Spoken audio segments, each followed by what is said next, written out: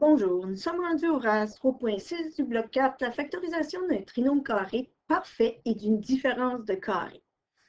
Donc maintenant, on va expliquer les trinômes carrés parfaits. Le seul facteur d'un trinôme carré parfait est un binôme. Ça veut dire deux termes. Trinôme, trois termes. Vous allez voir des exemples dans vos notes. C'est important d'ouvrir vos notes de cours. On a A au carré plus 2AB plus B2 qui égale, quand on le simplifie, à parenthèse, A plus B, fermez la parenthèse, exposé au carré. Et si nous avons A au carré moins 2AB plus B au carré, vous allez vous rendre compte que ça fait, entre parenthèses, A moins B élevé au carré. Donc, vous voyez ici, les deux termes sont au carré, les deux extrémités. Ici aussi, sauf qu'ici, c'est un plus et un moins. Vous voyez que le plus se transmet dans la parenthèse et le moins se transmet dans l'autre parenthèse. Prenons un exemple. Y2 plus 6Y plus 9. Moi, je sais que Y2 et 9 sont les carrés de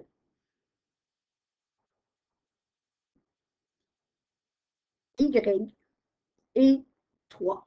6Y est le double du produit de Y et 3. Ça veut dire que si je fais 3 au carré, j'arrive à 9. 3 fois 3, 9. Si je fais 3 fois 2, 3 plus 3, ça me fait 6Y. Ici, si je viens ici, 4Y2 et 1 sont les carrés de 2Y et moins 1.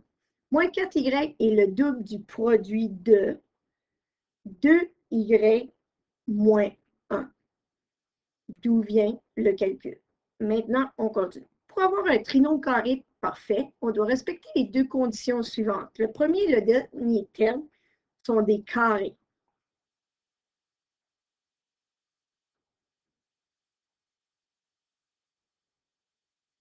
Le coefficient du centre, lorsque divisé par 2, est élevé au carré, donne le produit du premier et du dernier coefficient.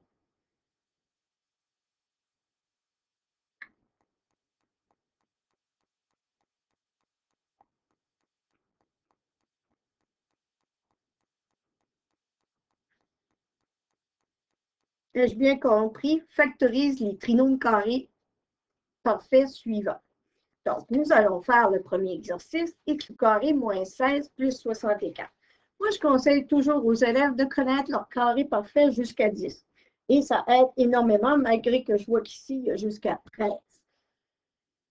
Donc, ici, qu'est-ce que je regarde? Moi, je vais regarder deux choses. Je vais vous dire tout de suite. Je vais regarder ceci et ceci en partant. Et aussi, de quoi qui est important, c'est le signe ici. Donc, moi, je sais exactement tout de suite, en voyant ça, que dans ma parenthèse, racine de x au carré, ça me donne x. Et je sais que le signe-là est négatif, je le garde, je fais la racine de 64, c'est 8. Donc, c'est x moins 8 élevé au carré, entre parenthèses. C'est très simple, vous n'avez même pas de calcul à faire. Donc, ici, la même chose. Je vais souligner la même chose. Je regarde mon Y2 et 169. Et le symbole. Donc, quand je reviens pour faire mes racines carrées, racine de Y2, ça me donne Y. On ouvre la parenthèse. J'ai un signe de plus, ça va être plus. La racine de 169, vous pouvez utiliser votre calculatrice, mais je vous dis, quand vous les connaissez, vous évitez une perte de temps. Au carré. C'est tout. Ensuite, on continue comme ceci.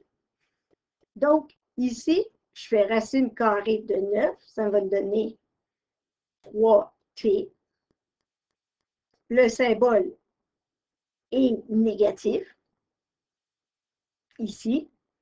Et la racine carrée de 1, ça donne 1 élevé au carré. Vous voyez. C'est un peu comme si je faisais racine de 9 et racine de 1 aux deux extrémités. Le symbole que je choisis, c'est celui-là. Façon très simple de vous l'expliquer. Ici, j'ai 4 et 49 et j'ai plus. Donc, je sais déjà que c'est plus que je vais mettre là. Racine de 4, ça me donne quoi avec m? Il ne faut pas oublier la variable. Ici, ça va faire 2m. Et ici, ça va faire 7n. Il ne faut pas oublier qu'il y avait un n aussi ici. Donc, vous voyez, et vous mettez le petit 2, l'indice 2. Comme vous pouvez voir, c'est assez simple. Je ferai un petit récapitulatif. Donc, x au carré, j'en fais la racine carrée, ça me donne x. Et je prends le symbole, le c, moins, et racine carrée de 8, et j'élève ça au carré. Ça veut dire, comme preuve mathématique, si je veux vous prouver, j'aime bien faire des preuves, ça veut dire que j'ai x moins 8 fois x moins 8. Si je veux savoir si j'ai la bonne réponse. Ça veut dire que si je fais le calcul, ça va donner x2 moins 8x moins 8x plus 64. Donc, x au carré moins 16x plus 64. C'est une façon de factoriser beaucoup plus vite. Ça, c'est votre preuve mathématique que j'appelle si tu veux vérifier si tu as la bonne réponse. Si j'étais en classe, je vous aurais prouvé pourquoi j'arrive à ceci. Pour moi, c'est très important de savoir d'où viennent les choses. Donc, je continue ici avec une pyramide. Ici, on a une pyramide dite rhomboïdale qui mesure 98 mètres de haut, a des faces dont l'inclinaison est plus prononcée à la base qu'au sommet. L'aire de la base carrée de cette pyramide correspond à l'expression suivante, 36 au carré, 36 au carré plus 60x plus 25 mètres. Donc, quelle est l'expression qui représente la longueur d'un côté de la base? Là, il faut que vous sachiez que, premièrement, c'est un carré.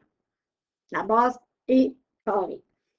Donc, qu'est-ce que je vais devoir faire? Je vais faire le problème ici, parce que j'ai plus d'espace. On a 36x au carré plus 60x plus 25. On vient de vous montrer, on vérifie les trinômes carrés parfaits, les binômes. En ce moment, on regarde si notre premier terme est un carré parfait et notre dernier terme est un carré parfait. Oui, je peux faire la racine de 36, donc je mets 6, racine de x au carré, 6x, racine de 25, avec le symbole plus, plus 5. Donc, moi, je sais que le côté ici sera 6x, pas moins 6x, mais bien 6x plus 5 par 6x plus 5. Donc, la longueur d'un côté est de 6x plus 5. Donc, on écrit la phrase, la longueur du côté 6x plus 5. Donc, c'est applicable dans des résolutions de problèmes aussi. Donc, la différence entre deux carrés, c'est un petit module qui va assez vite, sauf que c'est très important de les pratiquer parce qu'il y a des exceptions à chaque fois. La différence de carré. Les facteurs d'une différence de carré sont deux binômes conjugués. Ça veut dire, binôme conjugué, qu'est-ce que ça veut dire? Ça veut dire qu'on a un plus ici et un moins. Donc, c'est le conjugué. Vous allez remarquer. Et ici, il y a un moins. Donc, si je prends mon surligneur, je viens ici, vous allez remarquer, il y a un moins là. C'est pour cette raison-là qu'on peut arriver à notre réponse. Donc, si je continue ici, si je fais la racine de 4, vous allez voir, de 4x2, ça va me faire 2x. Plus 5, c'est toujours plus 5. Donc, après avoir fait ceci, 4x au carré moins 25, vous voyez, c'est 2x plus 5. Donc, x au carré est le carré de 2x. Et 25 est le carré de 5. Donc, ça va assez bien pour se rendre jusque-là. Ensuite, ai-je bien compris? Donc, vous avez différents types de factorisation. Donc, ici, vous voyez que c'est un négatif. Vous avez un carré ici et un carré ici. Donc, c'est un conjugué, ça va être moins 2, puis x plus 2. Si je viens ici, puis je fais la racine carrée d'y au carré, puis 1/25e, donc c'est la même chose, ça va être y moins 1/5e, et son conjugué y plus 1/5e. Même chose ici, même si c'est inversé, racine de 81, c'est 9 moins b, et 9 plus b. Donc, je continue, 49 et 16, ça va, avec x2, ça va être 7x moins 4, parenthèse, fois 7x moins 4. Donc, on vient de faire une petite révision. Donc, si on a l'aire d'un rectangle, ici, donc, l'aire, si je fais l'aire de ceci, que l'expression représente son périmètre, je cherche le côté, donc je factorise 4a2 moins 25b2. Racine de 4, c'est 2. Racine de a2, c'est a. 25, c'est 5, b. Donc, ça sera 2a moins 5b, puis 2a plus 5b. Donc, c'est qu'est-ce qu'on cherchait. Polynôme ayant plus de 2 facteurs. Donc, ici, qu'est-ce qu'on fait en premier? La première question qu'on devrait se poser en factorisation, je dis toujours ça, c'est de trouver le facteur commun. Le facteur commun entre les deux termes. Donc, ici, j'ai 6. Vous voyez, on a 6, donc je peux sortir 6. Ouvrir une parenthèse, il me restera x2 moins y2. Comment je fais ça? Je fais 6x2 divisé par 6, il me reste x2 moins 6y2 divisé par 6 moins y2. Après, je me rends compte que celle-ci, on peut encore la factoriser. Donc, le 6 reste là et je factorise celle-ci par son conjugué.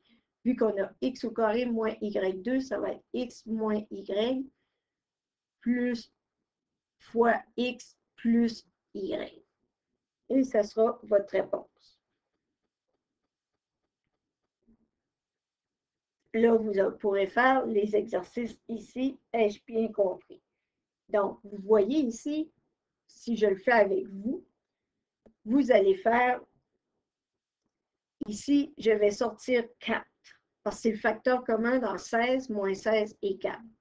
Donc, ici, ça va faire 4x2 moins 4x plus 1. Donc, ici, il y a un moins. Vous voyez, vous avez un carré parfait aux deux extrémités. Donc, 4, 2x moins 1 élevé au carré. Ici, si j'avais à faire 3 fois 64. Vous vous souvenez, au début, on a fait les produits sommes. La méthode produit puis somme. Le produit, c'est 3 fois 64 qui devrait égaler à 192. Et la somme, c'est le chiffre qu'il y a ici. Le S qui est moins 1. Ça veut dire qu'on cherche deux termes qui se multiplient ensemble qui donnent 192 et deux termes qui s'additionnent ensemble qui donnent moins 1. Si vous l'essayez, ça ne fonctionne pas. Des fois, ça arrive, ça ne fonctionne, ça ne se factorise pas. Ne fonctionne pas. Donc, pas de factorisation. On appelle ça des problèmes impossibles.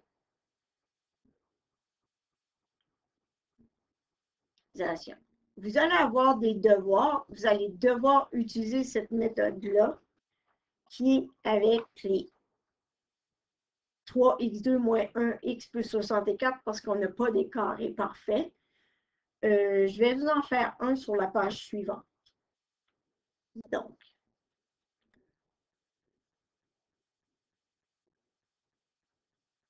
exemple qu'on utilise le produit somme. Si j'ai A2 plus 2A moins 15. On a fait ça, c'est la première chose que je vous ai montré en factorisation. Après, le facteur communs puis les produits spéciaux.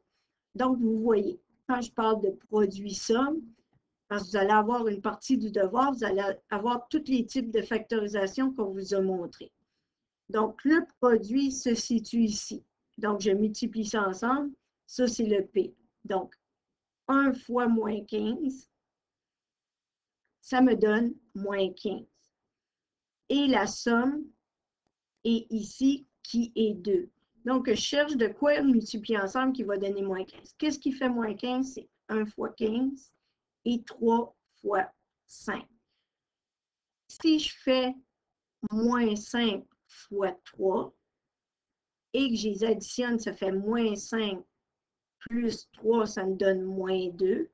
Mais si je fais 5 fois moins 3, je les additionne, il me fait plus 5 moins 3, là, ça me donne 2. Vous remarquez aussi que si je fais moins 5, 5 fois moins 3, ça me donne moins 15, puis ici, ça me donne 2. Puis qu'est-ce qu'on cherche? C'est les chiffres ici. Donc, si je fais 5 fois moins 3, moins 15, et 5 plus moins 3, ça donne 2. Ensuite, si vous ne vous souvenez pas, j'explique. Première chose que vous faites, vous devez descendre dans la première parenthèse A2, le terme qu'il y a ici. Ensuite, vous devez prendre un des deux termes qu'il y a ici. Je vais prendre le 5 plus 5 avec la variable A à côté, je ferme la parenthèse. Donc, j'ai pris celui-là.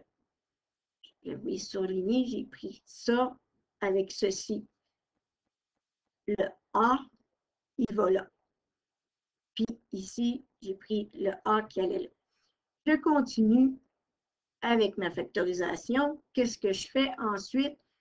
Je prends le moins 3, A, je descends le A et je mets moins 15 ici. Donc, vous remarquez qu'ici, le A s'en vient ici, puis le moins 15, je vais utiliser ici celui-là qui va là. Donc, vous pouvez remarquer où je mets exactement les choses. À chaque fois, c'est le même principe. Les deux chiffres qu'il y a ici en jaune se retrouvent ici. Donc, les deux chiffres qui sont là, c'est la somme. Le 5 et le moins 3, suivi de la variable du milieu et les deux extrémités au bout. Donc, je continue. Qu'est-ce que je demande? C'est quoi le facteur commun dans la première parenthèse? Ici, on a A. A2 divisé par A, ça fait A. 5A divisé par A, il reste plus 5. Je fais la même chose ici. Qu'est-ce que j'ai en commun? Moins 3A moins 15. Moi, je sais que c'est moins 3. Alors, je n'ai pas un A ici ni là. Donc, si je sors ça, il me reste A moins plus 5. Il faut faire attention aussi. Le but, c'est d'avoir les mêmes parenthèses. Donc, le but, c'est d'avoir les mêmes parenthèses, une parenthèse commune. Sinon, vous avez une erreur. Vous devez créer une parenthèse avec qu'est-ce qui vous reste, donc A-3, et vous prenez une des deux parenthèses que j'ai surlignées ici. Et ceci est votre réponse finale.